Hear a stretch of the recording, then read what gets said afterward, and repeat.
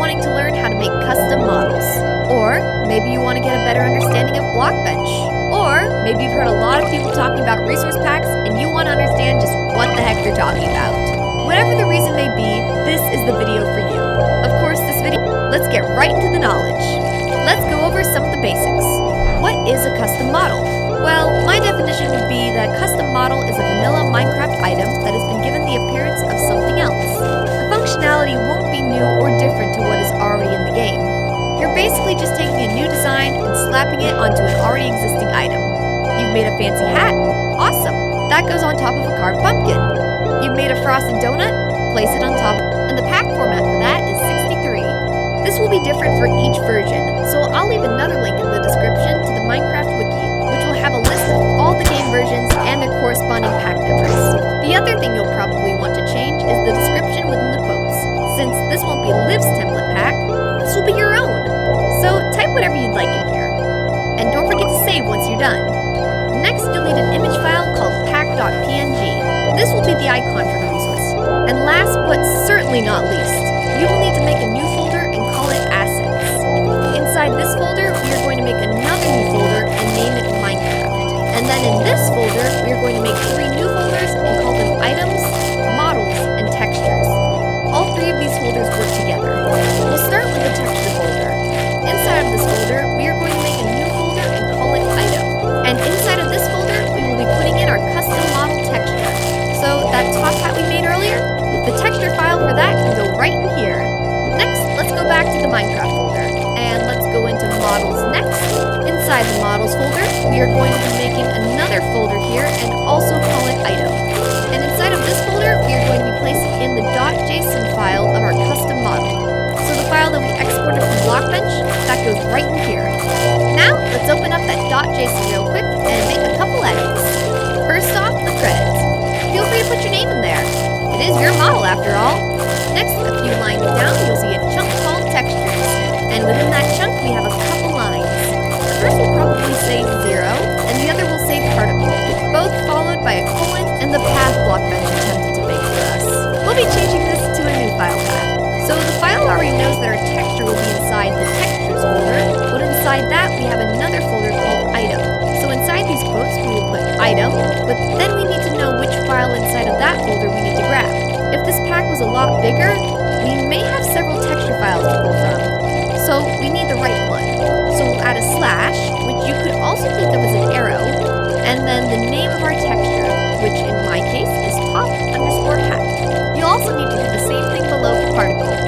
So now the model file knows which texture to pull from. Lastly, let's go back to the Minecraft folder and go into the folder that we named item. This is where we will tell the resource pack what Minecraft item we want our new model to be. Since I've made a top hat and want to be able to wear it, I want my model to be a carved pumpkin. For this part, I'm going to use a special data pack generator site to help build this file. Before 1.21, the file format was very different, and I had to do this part from scratch. But after the format changed, I found this site made by an awesome person who came along and made a generator to make this process a whole lot easier. And that's what I'm going to be using for this next step to make my top hat a carved pumpkin. Go ahead and open up the site, and it should look like this. We're going to click on all generators and scroll down until we find item. Click on that, and we will be taken to here. We've had a few version changes, but for today, I want to use 1.21.6. Now, on the left here, we have the model type, which we'll be setting to range dispatch. We're going to be making the property custom model data and add an entry by pressing the first green button, with our threshold being set to 1 and the type being set to model. Now, remember how we had our model point to the texture file? We will be doing the same thing here, but instead, we will have the file point to our model instead. So the file already knows to pull from the model folder, but then inside the model folder, it needs to go into the item folder. So we'll type item, then slash, then the name of our model, which in this instance is top_hat. Perfect! I also want to mention that each entry is a different custom model. So if you want another custom model set to this item, you would create another entry, but this time set the threshold to another number like 2, and then change the model info to be the other item. But since we are only creating one for now, we can just leave this as is. Lastly, we're going to press the green button next to fallback, and we will set type to model, and then set the model to be